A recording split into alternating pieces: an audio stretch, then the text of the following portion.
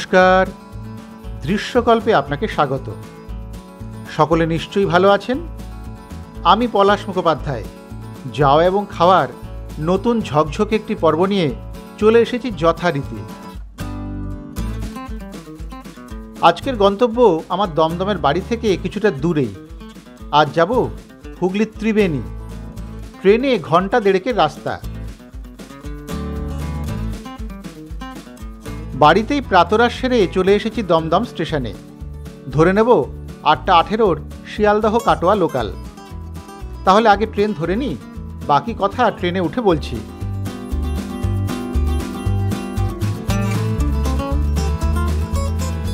উঠে গিয়েছি ট্রেনে। এই ট্রেনে যাওয়ার একটা সুবিধে, এটা সরাসরি আমায় ত্রিবেণীতে নামিয়ে দেবে। মাঝপথে আর ট্রেন পাল্টানোর ঝঞ্ঝাট নেই। তা না হলে এখান থেকে নৈহাটি, সেখান থেকে ব্যান্ডেল থেকে আবার ত্রিবেণী যাওয়ার ট্রেন ধরতে হতো। যাই হোক, এবার তাহলে ত্রিবেণী সম্পর্কে দু চার কথা জেনে নিই, তাহলে ঘোরার সময় বুঝতে সুবিধে হবে। অতীতকাল থেকে বঙ্গের অন্যতম শ্রেষ্ঠ তীর্থক্ষেত্র রূপে ত্রিবেণী চিহ্নিত হয়ে আছে। এই জনপদকে ঘিরে রয়েছে ইতিহাসের নানান সাক্ষ্য। হুগলি জেলার বাঁশবেড়িয়া পৌরসভার অন্তর্গত ছোট্ট শহরটি গঙ্গার পশ্চিম পাড়ে অবস্থিত। গঙ্গা, যমুনা এবং সরস্বতী তিন নদীর মিলনস্থল হওয়ায় জায়গাটি ত্রিবেণী নামে খ্যাত। এই স্থান থেকে তিনটি নদী তিন দিকে মুক্ত হয়েছে, সেই কারণেই একে মুক্তবেণী বলা হয়। প্রাচীন বহু গ্রন্থে ত্রিবেণীর উল্লেখ আছে। সেখানে ত্রিবেণীকে মুক্তবেণী, তীর্থরাজ, ত্রিপণী, ত্রিভেণী, তীরপূর্ণী, ত্রিপিনা প্রভৃতি নামে বর্ণনা করা হয়েছে। গ্রিক ভূগোলবিদ স্ট্রাবা এবং গ্রিক ঐতিহাসিক প্লুটোকের বিবরণ থেকে জানা যায়, অতীতে ত্রিবেণী বন্দরের সঙ্গে সুদূর গ্রিক এবং রোমান নগরীর বাণিজ্যিক যোগাযোগ ছিল। মিশরীয় ঐতিহাসিক টলেমি, রোমক এবং প্লিনির লেখায় ত্রিবেণীর উল্লেখ আছে। কথা বলতে বলতে পার করে এসেছে নৈহাটি। এবারে পার হব গঙ্গা। আবার আসি ত্রিবেণীর কথায়।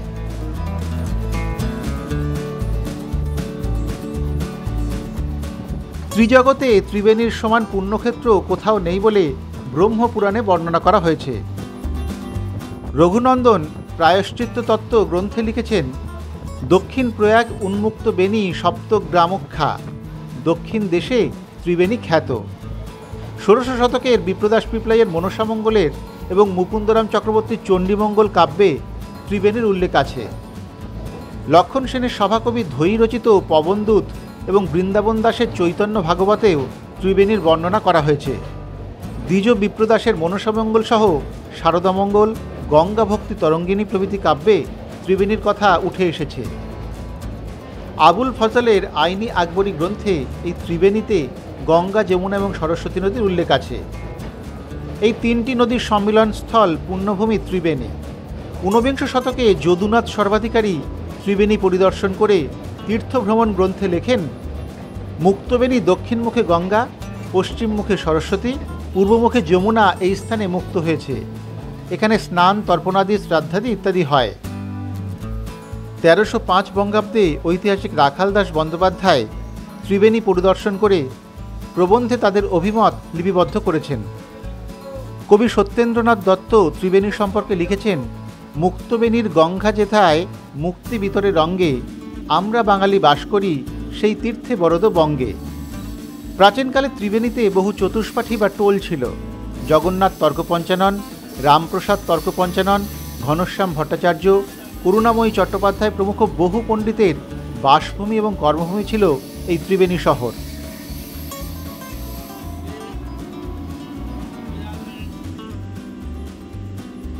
কথা বলতে বলতে চলে এসেছি ত্রিবেণীতে। প্ল্যাটফর্মে ঢুকছে ট্রেন।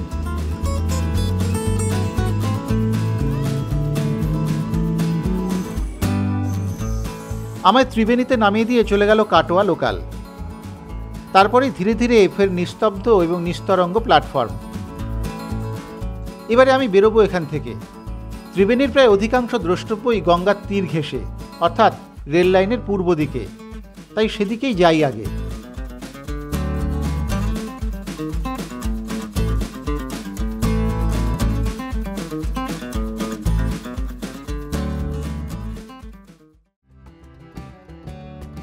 স্টেশনে নেমে শুরু করলাম হাঁটা। আমি যাব ত্রিবেণী ঘাট। আসলে এখানে টোটোও পাওয়া যায়, আমিও টোটোতেই যাব বলে বসেছিলাম, কিন্তু 5 জন না হলে তো সে যাবে না, আর কেউ জুটলও না। সেই দেখে হাঁটা শুরু করলাম। গুগল দেখাচ্ছে 900 মিটার পথ, এটুকু আমার হেঁটে যেতে কোনো অসুবিধেই নেই।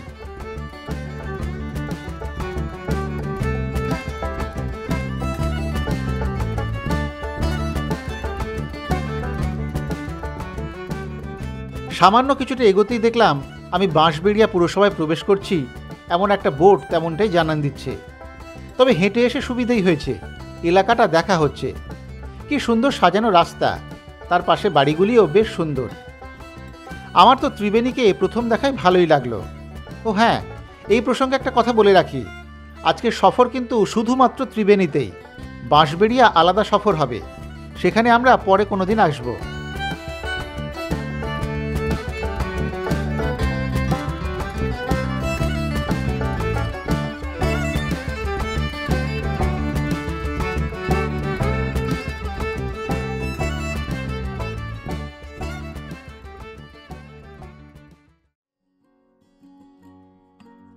হেঁটে এলাম বলে আগে পড়ল ভাঙা ঘাট, সেটি দেখতেই এসেছি। গঙ্গার এই ঘাটটি সুপ্রাচীন, এখানে আগে একটি ঘাট ছিল, সেটি ভেঙে যায়, তার ভগ্নাংশ এখনও দেখা যায় গঙ্গার জলে। এই ঘাটের নাম নেতা ধোপানির ঘাটও। স্বর্গের দেবতাদের জামাকাপড় কাচতেন নেতা ধোপানি। স্থানীয়দের বিশ্বাস এখানেই, এই ঘাটেই তিনি জামাকাপড় ধুতেন, কাপড় কাচতেন পাশে এক পুকুরে। ভাঙা ঘাটের অবস্থা অবশ্য এখন খুব একটা ভালো নয়। এখানে ঘাট থাকলেও স্নানের পরিবেশ এবং পরিকাঠামো উপযুক্ত নয়।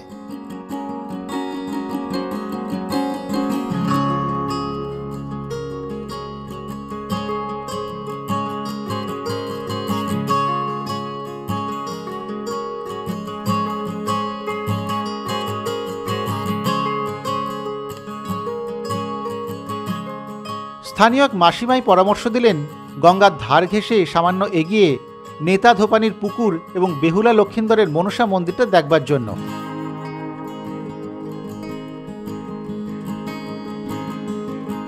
তার কথা শুনে এগোলাম সেই পথে। জঙ্গলে ভরা বেশ দুর্গম পথ।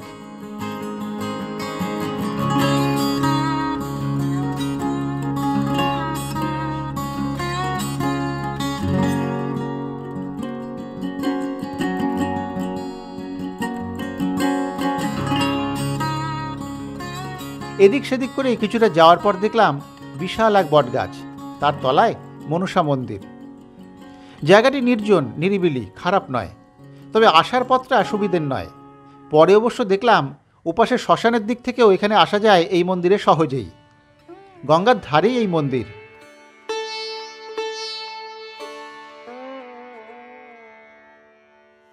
মন্দিরের পিছনেই আছে একটি পুকুর, সেখানেই নাকি নেতাই কাপড় কাচতেন। তবে সেই পুকুরের হালও তথৈবচ। খুব ছোট্ট একটা মন্দির, সদ্য রং করা হয়েছে, নিতান্তই সাদামাটা ঘর। তার ভিতরে আছেন মা মনসা, তার পাশে স্থান পেয়েছেন নেতা ধোপানিও।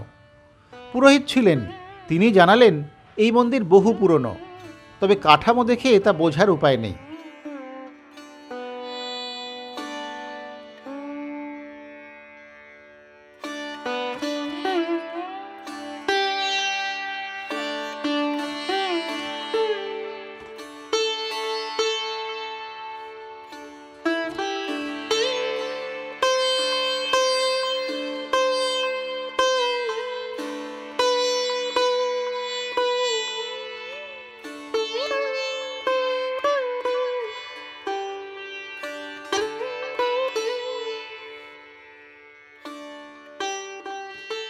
মনসা মন্দিরের পাশেই রয়েছে বিখ্যাত ত্রিবেণী মহাশ্মশান। বেশ বড়সড় এই শ্মশানটিও দর্শনীয় স্থান। দূর দূরান্ত থেকে মানুষজন এখানে শবদাহ করতে আসেন। পুণ্যলাভের আশায় ভিন রাজ্য থেকেও এখানে সৎকারের জন্য দেহ আনা হয়। শ্মশান চত্বর হলেও বেশ পরিষ্কার পরিচ্ছন্ন এলাকা এটি।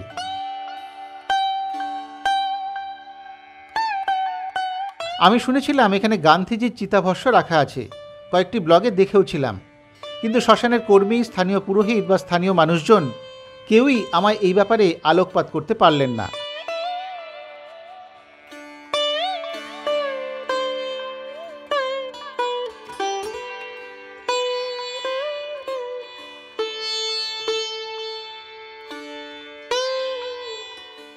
শ্মশানের ভিতরে গঙ্গার ধার ঘেঁষে খুব সুন্দর বসবার ব্যবস্থা করেছে পুরসভা। এখান থেকে গঙ্গার শোভা উপভোগ করা যায় চমৎকার।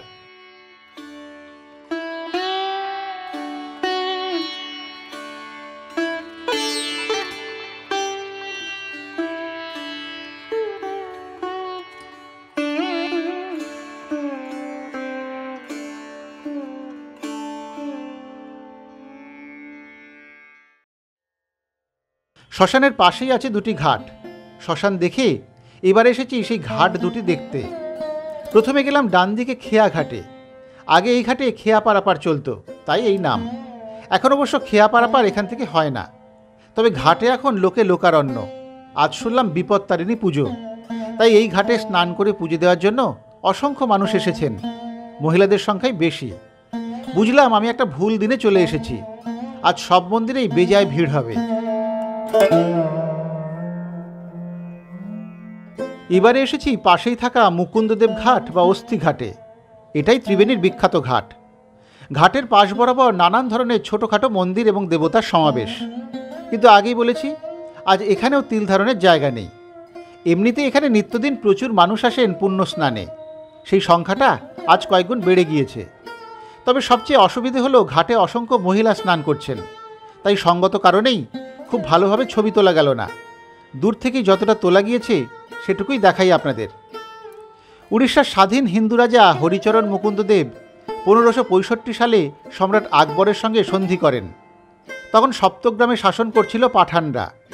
মুকুন্দদেব পাঠানদের উৎখাত করে সপ্তগ্রাম পর্যন্ত তার শাসন কায়েম করেন। ওই সময়ই ত্রিবেণীতে একটি স্নানের ঘাটও তিনি নির্মাণ করেন, যা মুকুন্দদেব ঘাট নামে পরিচিত।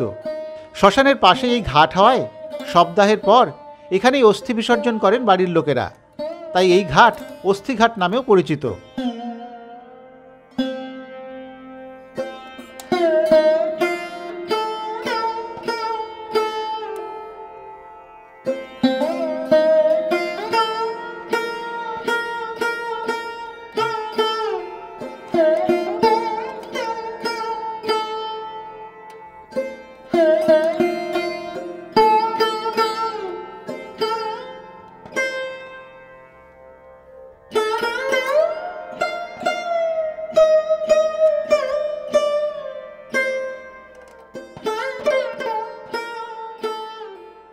মুকুন্দদেব ঘাট দেখে এবারে চলেছি সরস্বতী নদী এবং গঙ্গার সঙ্গমস্থলে। সামান্য রাস্তা, এই 1 মিনিটের মতো পথ।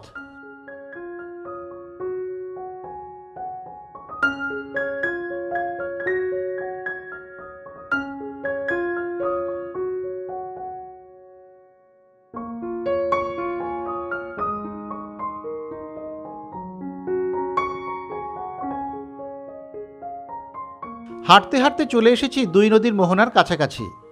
তবে এই জায়গাটি খুব পরিচ্ছন্ন নয়। ওই দিককার বিপুল জনসমাগমের ছিটেফোঁটা অবশ্য এদিকে নেই। সবুজ প্রকৃতির মধ্যে দিয়ে পরস্পরের সঙ্গে মিলিত হয়েছে দুটি নদী। ক্ষীণকায়া সরস্বতী নদী কোনো রকমে নিজের অস্তিত্ব টিকিয়ে রেখে গঙ্গার সঙ্গে মিলেছে। গঙ্গার মূল ধারাটি ভাগীরথী বা হুগলি নামে দক্ষিণ দিক বরাবর গিয়েছে। গঙ্গার একটি শাখা যমুনা নামে দক্ষিণ পূর্ব দিকে নদিয়া এবং উত্তর 24 পরগনা জেলার মধ্যে দিয়ে প্রবাহিত হয়ে চারঘাটের কাছে ইছামতির সঙ্গে মিশেছে। আমাদের মছলন্দপুর চারঘাট ভ্রমণ পর্বে সেই যমুনা এবং ইছামতির সঙ্গমস্থলের ছবি আছে, দেখে নিতে পারেন আপনারা। বর্তমানে অবশ্য যমুনা নদী গঙ্গা থেকে বিচ্ছিন্ন হয়ে পড়েছে। অপর একটি শাখাই সরস্বতী নামে দক্ষিণ পশ্চিম দিকে হুগলি এবং হাওড়া জেলার মধ্যে দিয়ে প্রবাহিত। বর্তমানে সরস্বতী মজা খালের চেহারা নিয়েছে, তবে এই স্থানের মাহাত্ম্য আজও অমলিন।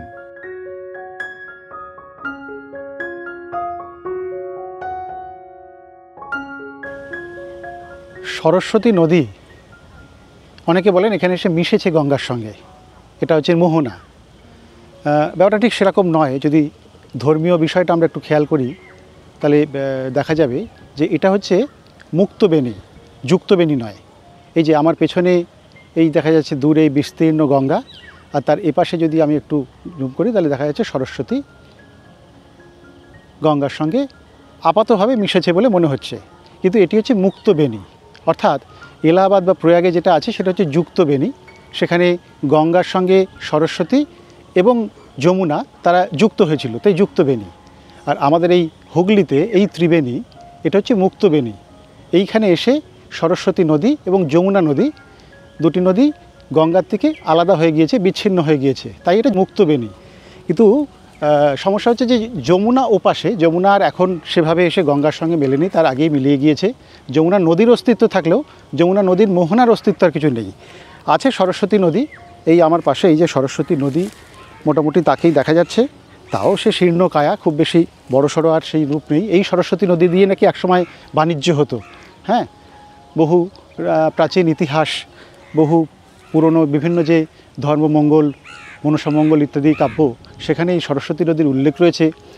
সেগুলিতে কিন্তু সরস্বতী নদী দিয়ে রীতিমতো বাণিজ্য তরি প্রবাহিত হতো, কিন্তু এখন সেই সরস্বতী নদীকে দেখলে বোঝা মুশকিল। যাই হোক, এই আমরা মোহনায় একটু দাঁড়িয়ে এই বিষয়টা একটু স্মৃতিচারণ করে আলাপ করলাম। এই হচ্ছে মোহনা, দারুণ, এমনি খুব সুন্দর, ফুরফুরে একটা হাওয়া দিচ্ছে, ভালোই লাগছে। ওইদিকে যে ভিড় ছিল, ওইদিকে প্রচণ্ড একটা ভিড় ছিল আজকে পুজোর জন্য।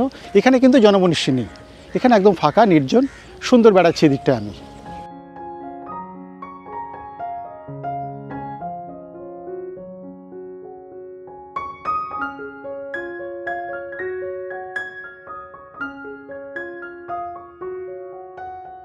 ডক্টর নিহার রঞ্জন রায় লিখেছিলেন, গঙ্গা যমুনা সরস্বতী তিন মুক্তবেণীর সঙ্গমে অবস্থিত ত্রিবেণী প্রাচীন বাংলার অন্যতম তীর্থনগরী।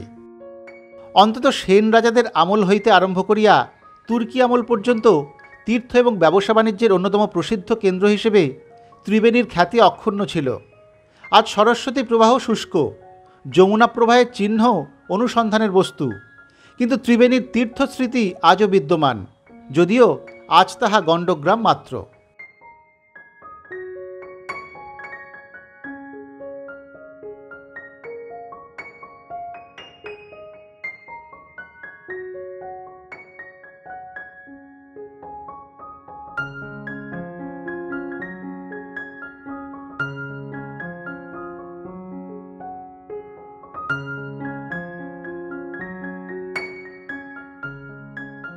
ত্রিবেণী সঙ্গম দেখে এবার রওনা দিলাম এখান থেকে। যাচ্ছি বেণী মাধব শিব মন্দিরে। এখান থেকে হেঁটে মিনিট 3 লাগবে।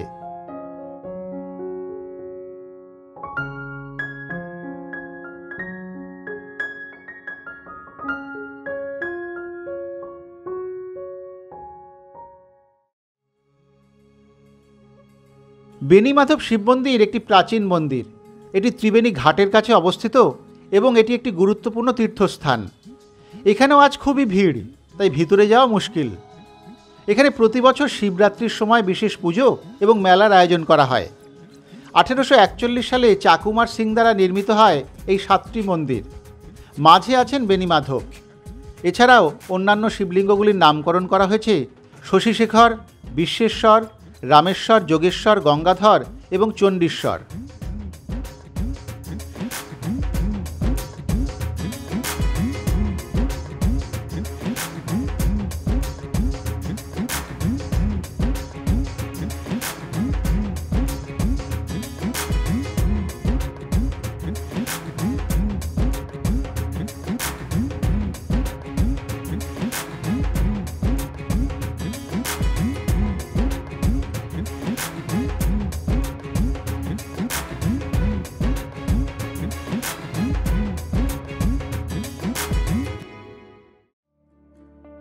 বেণী মাধব শিব মন্দির দেখে এবারে চলেছি একটু রেলগেটের দিকে। খুব বেশি পথ নয়। আসলে রেলগেটের ওপাশে দুটি মিষ্টির দোকান আছে শুনেছি, যাদের এই এলাকায় বেশ সুনাম।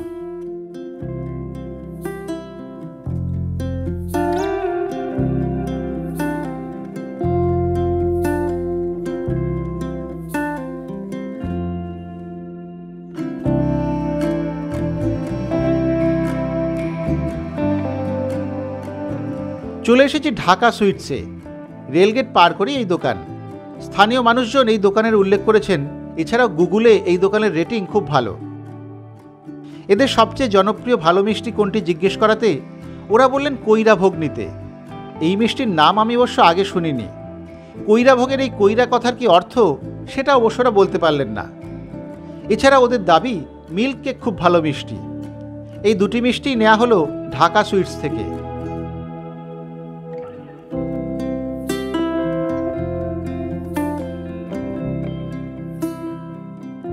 ঢাকা সুইটসের ঠিক উল্টো দিকেই রয়েছে পাল সুইটস। গুগলে পাল সুইটসের রেটিং সবচেয়ে ভালো, তাই একটু এই দোকানেও এলাম। এদেরকেও জনপ্রিয় এবং বিখ্যাত মিষ্টি দুটির কথা বলতে ওরাও কৈরাভোগের নাম করলেন। একটু অবাক হলেও এই দোকান থেকেও কৈরাভোগ নেওয়া হলো। সঙ্গে নেওয়া হলো চাপ সন্দেশ, এটিও নাকি খুব ভালো মিষ্টি। এই মিষ্টি আমরা খাবো, তবে একটু পরে সুন্দর কোনো জায়গা দেখে নিরিবিলিতে বসে।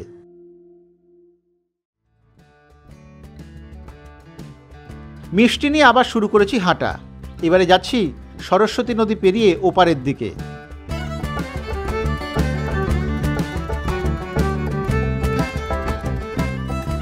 সরস্বতী নদীর সেতুতে এসে একটু মনে হলো সরস্বতী নদীর এপাশের রূপটাও একটু দেখে যাই, তাই একটু উকি দিলাম সেতুর ওপর থেকে।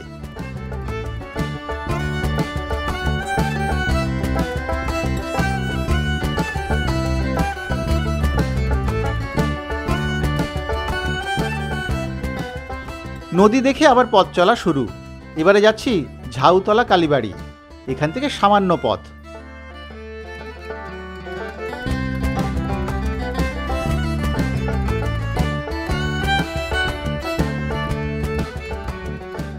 চলে এসেছি ঝাউতলা কালীবাড়ির কাছাকাছি। বড় রাস্তা ছেড়ে বাঁদিকে সামান্য ঢুকতেই চোখে পড়বেই কালীবাড়ি। আমি অবশ্য একটু হেঁটে আগে চলে এসেছি সপ্তর্ষি ঘাটে। এদিকে এখন কুম্ভ মেলা বসে। এবারে চলুন কালীবাড়ির দিকে যাওয়া যাক। ঝাউতলা কালীবাড়ির পোশাকি নাম কিন্তু সপ্তর্ষি আশ্রম বা শ্রী শ্রী অভয়ানন্দ গিরি আশ্রম। ত্রিবেণীর অন্যতম প্রাচীন কালী মন্দির হলো এই ঝাউতলা কালীবাড়ি। এই মন্দিরে অবশ্য এখন বেশ ভিড়, মহিলাদের লাইন পুজো দেওয়ার জন্য। তারই মাঝে কোনো মতে একটু মায়ের ছবি তোলা গেল। কালীর সঙ্গে নারায়ণা আছেন এখানে।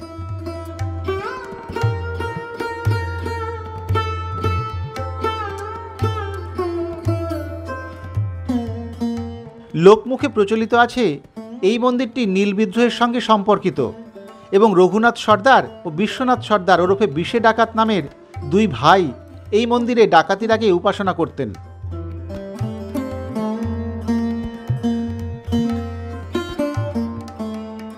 এই মন্দিরের সঙ্গে রয়েছে অভয়ানন্দ গিরি আশ্রম। আশ্রমের পরিবেশ যেমনটা হয় তেমনই শান্ত, সুন্দর, পরিচ্ছন্ন। কানাডিয়ান লেখক অ্যালান মরিনিসের লেখা pilgrimage in the Hindu tradition, a case study of West Bengal এবং স্কন্দপুরাণে উল্লেখ পাওয়া যায়, যেখানে বলা হয়েছে কাশদ্বীপের রাজা প্রিয়ন্তের 7 জন সন্তান ছিল: অগ্নিত্র, মেধাতিথি, বপুষ্মান, জ্যোতিষ্মান, দ্যুতিষ্মান, শবন এবং ভাব্য, যারা সিদ্ধি অর্জনের জন্য তপস্যা করেছিলেন।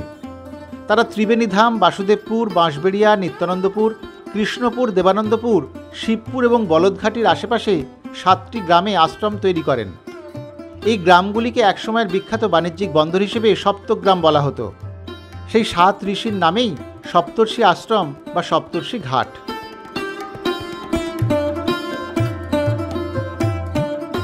আশ্রম লাগোয়া ঘাটটাতে যাই চলুন। আশ্রমের সঙ্গেই রয়েছে এই ঘাটটি। এখান থেকে গঙ্গার অপরূপ সৌন্দর্য খুব সুন্দর উপভোগ করা যায়। এখন তো নদীর ওপারে ঘন কালো মেঘ, সেটা অবশ্য আলাদা একটা রূপ এনে দিয়েছে নদী এবং প্রকৃতির। মেঘ দেখে মনে হচ্ছে বৃষ্টি বোধহয় নামবে এবার।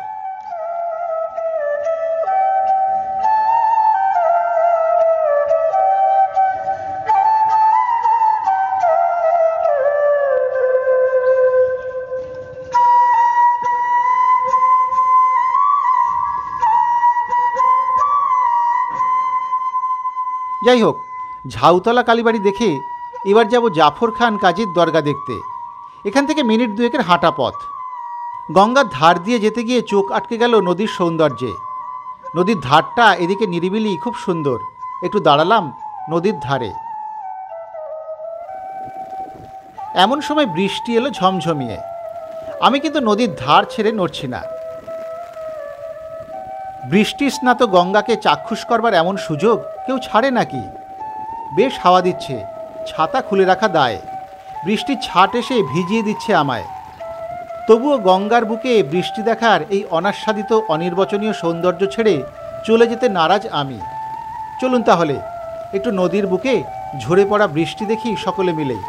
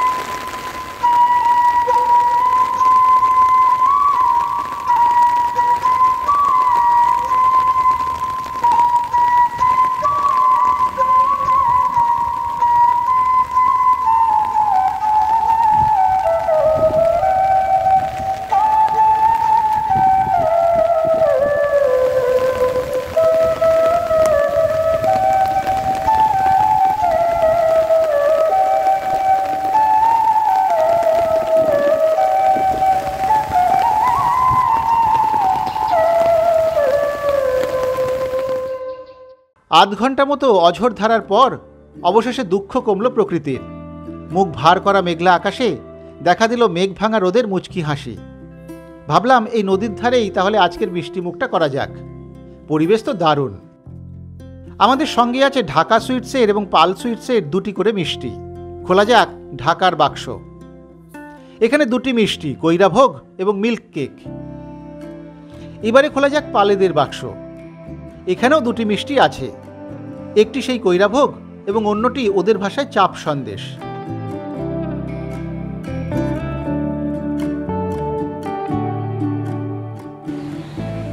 গঙ্গার ধারে একটা অসাধারণ পরিবেশে একটু আগে তো বৃষ্টি দেখলাম, আবার রোদ উঠে গিয়েছে, বৃষ্টি থেমে গিয়ে এখন তো এরকম মেঘ বৃষ্টি রোদ এরকম চলতেই থাকবে। তার মাঝে এই গঙ্গার ধারে বসে এইবার একটু ভোজনের পালা। ভোজন মানে ছোটোখাটো ভোজন। আমাদের তো মিষ্টি আনা হয়েছিল 2টি দোকান থেকে, মনেই আছে আপনাদের, পাল সুইটস আর ঢাকা সুইটস। তো আগে তাহলে ঢাকার মিষ্টিটা খাওয়া যাক। একটা অদ্ভুত ব্যাপার দেখলাম, 2টো দোকানেই ওরা ওদের সেরা মিষ্টি জিজ্ঞেস করাতে বললেন কৈরা সন্দেশ নাকি কৈরা ভোগ। তো এই কৈরা কথার অর্থটা ওরা বলতে পারলেন না, কেন কৈরা ভোগ এমন নাম সেটাও কোনো দোকানই বলতে পারলেন না 2টো দোকানের। যাক, 2টো দোকানেরই কৈরা ভোগ আমরা নিয়ে এসেছি। আচ্ছা, প্রথমে তাহলে ঢাকারটা খাওয়া যাক, একটু ঢাকার কৈরা ভোগ। এটা রসালো মিষ্টি।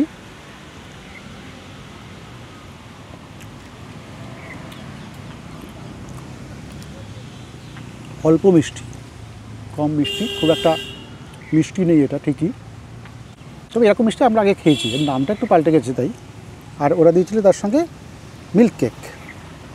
মিল্ক কেক তো অনেক জায়গাতে আমরা খেয়েছি, এখানেও এদের মিল্ক কেক ওরা বললেন বিখ্যাত ঢাকার। মিল্ক কেকটি ভালো খেতে, খারাপ না, মিষ্টিও খুব বেশি নেই। মিল্ক কেকটা ভালো লাগলো আমার, কৈরা ভোগের থেকে মিল্ক কেকটা ভালো লাগলো বেশি। এবার তাহলে পালেদের পালা, পাল সুইটস ওরা দেখি।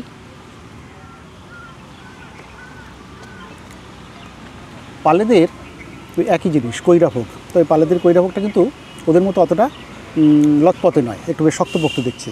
তাহলে একটু পালেদের কৈরা ভোগটা একটু খাওয়া যাক।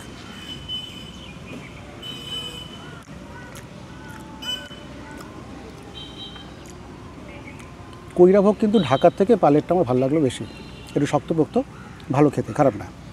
আর সেই সঙ্গে ওরা দিয়েছে চাপ সন্দেশ। এই চাপ সন্দেশটা হচ্ছে এই কালাকার টাইপেরই একটা ব্যাপার স্যাপার। তো খাওয়া যাক। লেবুর একটা গন্ধ আছে। চাপ সন্দেশটাও খারাপ না, মোটামুটি ঠিক আছে। মিষ্টি দিবি দাম অনুযায়ী ঠিকই আছে, খারাপ না, ভালো। তাহলে মিষ্টি খাওয়া হলো আমাদের, এরপরে বেড়ানোরও বাকি আছে, সেগুলো হবে।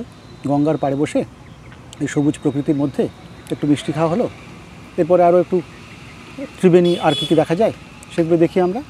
আপাতত মিষ্টি, গঙ্গা, আমি। ঠিকঠাক করে বললে আমার কৈরাভোগ ভালো লেগেছে পাল সুইটসের, কিন্তু ঢাকা সুইটসের মিল্ক কেকটা দারুণ ছিল। কৈরাভোগ 2 দোকানেই 15 টাকা পিস এবং মিল্ক কেক 15 টাকা আর চাপ সন্দেশ 10 টাকা পিস। ত্রিবেণীর মিষ্টি মুখ তো ভালোই হলো। এবারে চলুন পরের গন্তব্যে যাই, সেটা অবশ্য পাশেই। গঙ্গার ধারে আমরা যেখানে বসে মিষ্টি খেলাম তার পাশেই সামান্য উপরে রয়েছে একটি দরগা, সেটাই দেখতে এসেছি এবার। এই রাস্তায় চলে গিয়েছে দরগাতে, চলুন এগোই। উঁচু রাস্তাটির পাশে সাবেকি বাতিদানগুলো পথের সৌন্দর্য বাড়িয়েছে যেন। চলে এসেছি জাফর খান গাজীর দরগাতে। বাইরের বোর্ড বলছে এই স্থান দেখাশোনা করে ভারতীয় পুরাতত্ত্ব বিভাগ।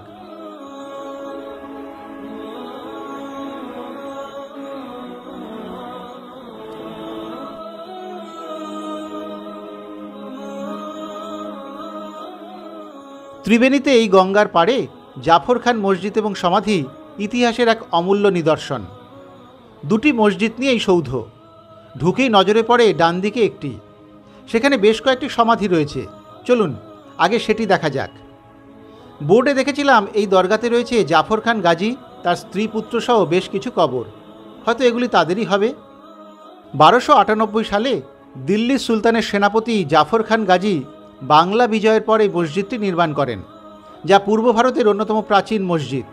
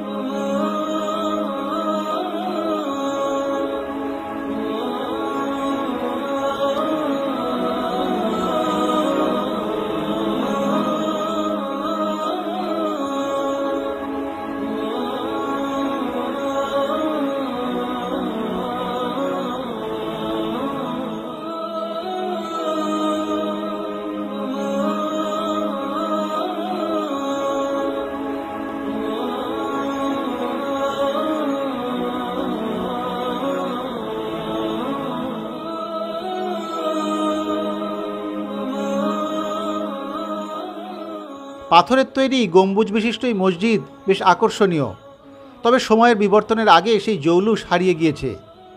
মসজিদের বেশ কিছু গম্বুজও নষ্ট হয়ে গেছে।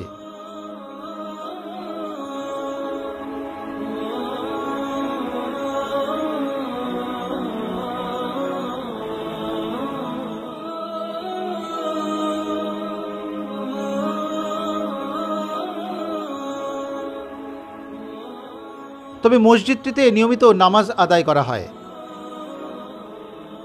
আশপাশের গাছগাছালির ছত্রছায়ায় থাকা এই মসজিদ চত্বরটিও বেশ আকর্ষণীয়।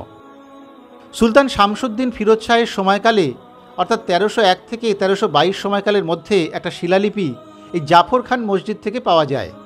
এর থেকে জানা যায় সাতগার শাসনকর্তা জাফর খান গাজী একটি মাদ্রাসা নির্মাণ করেন। তাকবাতি নাসিরিতে বলা হয়েছে, বাংলাদেশে যত মসজিদ আছে এটি সবচেয়ে প্রাচীন। মুসলিম শাসনাধীনে ত্রিবেণী এবং সপ্তগ্রাম অঞ্চলে বিভিন্ন হিন্দু দেবদেবীর মন্দির ধ্বংস হয়। এই দরগা নিয়ে নানান মুনির নানান মত রয়েছে, তবে আমার কাছে গ্রহণযোগ্য মনে হয়েছে আর্কিওলজিক্যাল সার্ভে অফ ইন্ডিয়ার বোর্ডে দরগা সম্পর্কে যে লেখা আছে সেটি। মসজিদের মূল প্রার্থনাস্থলের প্রবেশপথটি 5টি খিলানযুক্ত এবং পাথর আচ্ছাদিত। ছাদহীন ভিতরের প্রার্থনা কক্ষের সুদৃশ্য অলঙ্করণ বিশেষভাবে লক্ষণীয়। প্রার্থনা কক্ষ দেখে বুঝলাম এটা শুধু মসজিদ নয়, দরগাও বটে। জাফর খান গাজী ছিলেন মুঘল মুসলিম সেনাপতি, যিনি বাংলা বিজয়ের পর বহু মন্দির ধ্বংস করেন। সেই সমস্ত মন্দিরের ভাঙা অংশ দিয়েই তৈরি হয় এই মসজিদ। কিন্তু অদ্ভুত ব্যাপার হলো, যিনি এক হিন্দু রাজাকে পরাজিত করে বাংলা দখল করেন, অথচ তার কবরের আশপাশেই দেয়াল জুড়ে রয়েছে হিন্দু ধর্মের বিভিন্ন দেবদেবীর ভাস্কর্য। আমার কাছে পুরো ব্যাপারটা বেশ অদ্ভুত এবং রহস্যময় লেগেছে। জাফর খান গাজীর মসজিদের সমাধিগৃহে 4টি দ্বার, প্রত্যেক দ্বারেই হিন্দু ভাস্কর্যের নিদর্শন। দরজার দুপাশের নিচে পাথরের মধ্যে দেবদেবীর মূর্তি, যক্ষমূর্তি খোদাই করা রয়েছে। মসজিদের পাথরের গায়েও নবগ্রহ মূর্তি, দশাবতার, বিষ্ণুর মূর্তি, ফুলকারি নকশা, লতাপাতা ইত্যাদি খোদাই করা আছে। জাফর খানের সমাধিগৃহে যে সমস্ত ভাস্কর্যের নিদর্শন রয়েছে তা দেখলে মনে হতেই পারে এটি হয়তো হিন্দু মন্দিরের গর্ভগৃহ ছিল। সেই শিলালিপি থেকে আরও জানা যায় আসল এবং পুরাতন মসজিদটি 10টি গম্বুজ ছিল, 6টি কোনো রকমে টিকে আছে। তবে এই জায়গাটা কিন্তু খুব সুন্দর। সবুজে মোড়া প্রত্নস্থল।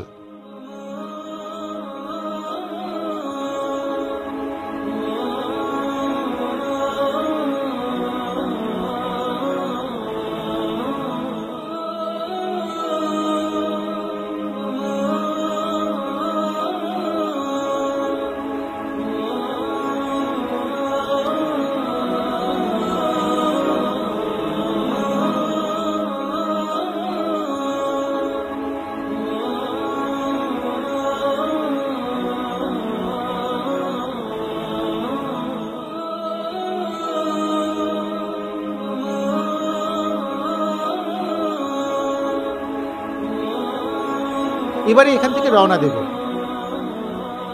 দরগা দেখে শুরু করেছি আবার হাঁটা। দুপুর হয়ে গিয়েছে, এবারে কিঞ্চিত মধ্যাহ্ন ভোজনের পালা। যাওয়ার পথে দেখে এসেছিলাম ঝাউতলা কালী মন্দিরের সামনেই একটা রেস্টুরেন্ট আছে, সেখানে ভাত পাওয়া যায়। সেদিকেই যাচ্ছি, সামান্যই পথ।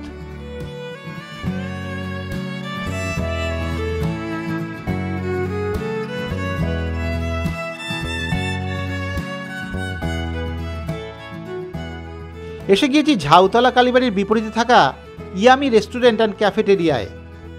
এখানে দুপুরের ভাত পাওয়া যাবে। বেশ ছিমছাম পরিচ্ছন্ন রেস্টুরেন্ট, আমার প্রথম দেখাতে খারাপ লাগলো না। এবারে খেয়ে দেখার পালা। আমি তো মাছ ভাতের অর্ডার দিয়ে দিয়েছি, এসেও গিয়েছে খাবার। ভাত, আলু উচ্ছে ভাজা, ডাল, আলু পটল কুমড়োর তরকারি, মাছ, চাটনি, পাঁপড়। দারুণ খাওয়া দাওয়া। একই সঙ্গে রেস্টুরেন্টের কর্ণধারে বাড়ি থেকে আসা শুক্তো এবং ডালের বড়ার তরকারিও আমি ফ্রিতে পেয়ে গেলাম। বাড়িয়ে বলছি না, দারুণ খেলাম, কিন্তু সুন্দর রান্না।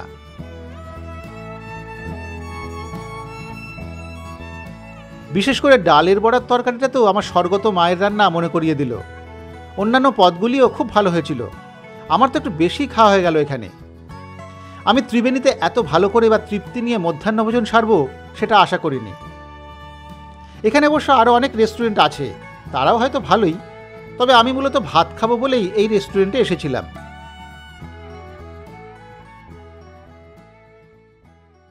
সুন্দর মধ্যাহ্নভোজন শেষে আবার রওনা দিয়েছি আমি।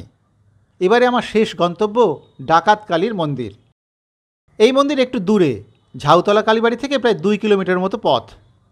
ত্রিবেণী থেকে মগরার দিকে যেতে পড়ে, তাই একটা টোটো নিয়ে নিয়েছি।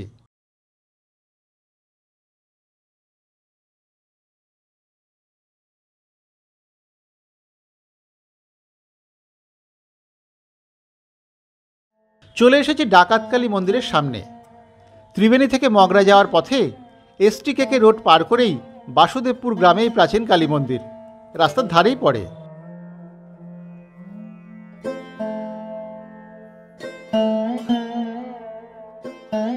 ভিতরে ঢুকেই চোখে পড়ে প্রশস্ত চত্বর, গাছপালায় ছাওয়া সুন্দর পরিবেশ। এখানেও আজকে ভিড় আছে, তবে অন্য জায়গার তুলনায় অনেকটাই কম। আমি অবশ্য দুপুরবেলা এসেছি, তাই ভিড় একটু কমে যেতেও পারে। এই মন্দিরটি ডাকাতকালী নামে পরিচিত হওয়ার কারণ হল, জনশ্রুতি অনুযায়ী একসময় ডাকাতরা এই মন্দির প্রতিষ্ঠা করেছিল। কথিত আছে প্রায় 500 বছর আগে বিধুভূষণ ঘোষ এবং তার ভাই রঘুনাথ ঘোষ এই স্থানে জঙ্গল থেকে একটি কালীমূর্তি এনে স্থাপন করেন। এই বিধুভূষণ হলেন বুধ ডাকাত এবং রঘুনাথ হলেন রঘু ডাকাত। দিনের বেলা দুই ভাই দিনমজুরের কাজ করলেও রাতে ধনী এবং প্রভাবশালী ব্যক্তিদের বাড়িতে ডাকাতি করতেন। একচূড়া বিশিষ্ট ডাকাতকালী মন্দিরটি বিখ্যাত রঘু ডাকাতের ভাই এই বুধ ডাকাতি প্রতিষ্ঠা করেন বলে জনশ্রুতি। বুধ ডাকাতের প্রতিষ্ঠিত কালীমূর্তিটির বর্তমানে অবশ্য কোনো অস্তিত্ব নেই। 7 ফুট উঁচু বর্তমান বিগ্রহটির পদতলে শায়িত শিব। বুধ ডাকাতের প্রতিষ্ঠিত হলেও এই কালী রঘু ডাকাতের কালী নামেই বেশি জনপ্রিয়। এখানে সিদ্ধেশ্বরী কালী হিসেবেই পূজিত হন মা। এখানে মানত করা ছাগ বলি আজও হয়ে থাকে। শোনা যায় ডাকাত দলের ভয়ে দুপুরের পর থেকে এই রাস্তা দিয়ে মানুষ চলাচল করত না। সাধক কবি রামপ্রসাদ সেন কোনো এক সময় রাস্তা ধরে ত্রিবেণী ফেরিঘাটে ফিরছিলেন। ওই সময় রঘু ডাকাতের লোকজন তাকে নরবলি দেওয়ার জন্য ধরে নিয়ে এসে বেঁধে রাখে। রাতে রামপ্রসাদকে বলি দেওয়ার জন্য সমস্ত প্রস্তুতি সেরে ফেলার পর বলি দেওয়ার আগের মুহূর্তে তিনি রঘু ডাকাতকে বলি দেওয়ার আগে মাকে একটি গান শোনানোর আর্জি জানান। সেই আর্জি মেনে রঘু ডাকাত গান শোনানোর অনুমতি দিলে রামপ্রসাদ তিলেক দ্বারা ওরে সমন বদন ভরে মাকে ডাকি বলে একটি গান ধরেন। তারপরেই রঘু ডাকাত বলির হাড়ি কাঠে রামপ্রসাদের পরিবর্তে মাকে দেখতে পায়। এরপর থেকে রঘু ডাকাত বলি বন্ধ করে রামপ্রসাদের সেবার ব্যবস্থা করেন। সেই থেকেই চলছে মন্দিরের পুজো আর্চা। এখন পুজো করেন চক্রবর্তী বংশের উত্তরসূরিরা।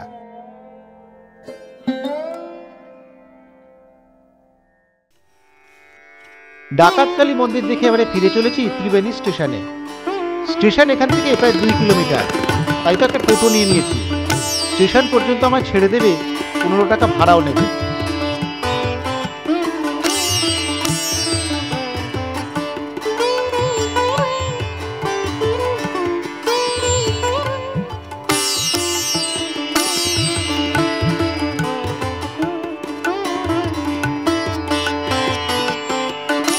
চলে এসেছি ত্রিবেণী স্টেশনে, কিন্তু এই লাইনে ট্রেনের খুব অসুবিধে। আমি এসেছি 3:30 নাগাদ, ব্যান্ডেল যাওয়ার পরের ট্রেন সেই 4:30 নাগাদ। এবারে আমায় ব্যান্ডেল নৈহাটি হয়ে ভেঙে ভেঙে যেতে হবে, কারণ সরাসরি শিয়ালদহের ট্রেন কিন্তু 6:45, অনেকটা দেরি। তবে এই প্ল্যাটফর্মে কিছুটা সময় কাটাতে ভালোই লাগে। ভিড় নেই, বেশ পরিচ্ছন্ন ঝকঝকে প্ল্যাটফর্ম চত্বর, এবং প্ল্যাটফর্মের উপরেই ফুল এবং ফলের গাছ, ভারী চমৎকার। আমাদের লাইনে এমন প্ল্যাটফর্ম হওয়ার তো জো নেই।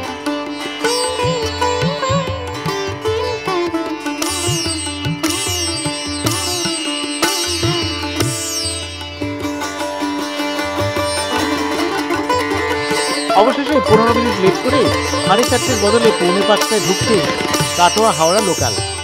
উঠে পড়ি ট্রেনে, বাকি কথা পরে হচ্ছে।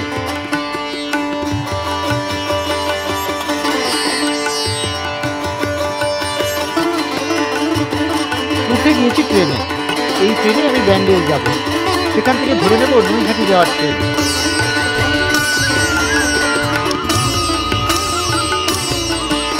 যেতে যেতে বলি ত্রিবেণীতে আসা যাওয়ার ব্যাপারে।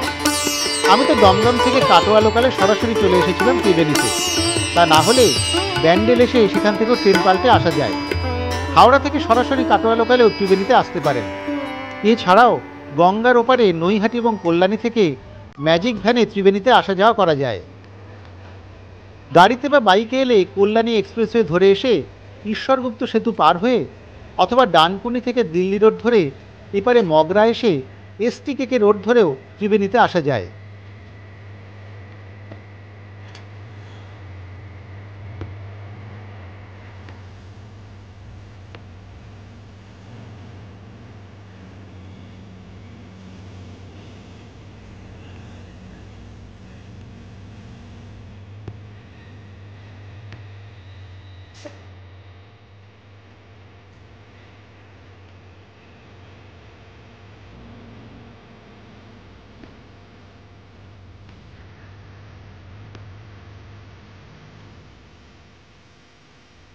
কথা বলতে বলতে চলে এসেছি নৈহাটি, ধরে নিয়েছি শিয়ালদহগামী নৈহাটি লোকাল। ত্রিবেণীতে খাওয়া দাওয়ার কিন্তু অসুবিধে নেই।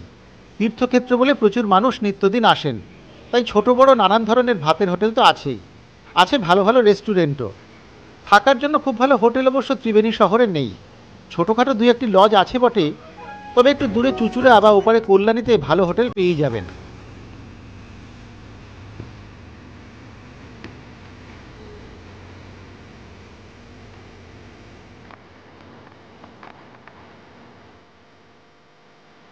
খুব সুন্দর বেড়ালাম আজ, মন ভরে গেল। আজ তাহলে এখানেই শেষ করি, আবার ফিরে আসব সামনের বুধবারে যাওয়া এবং খাওয়ার নতুন একটি পর্ব নিয়ে। ততক্ষণ সকলে ভালো থাকবেন, সুস্থ থাকবেন, এভাবেই দেখতে থাকবেন দৃশ্যকল্পের চ্যানেল ও যাওয়া এবং খাওয়া।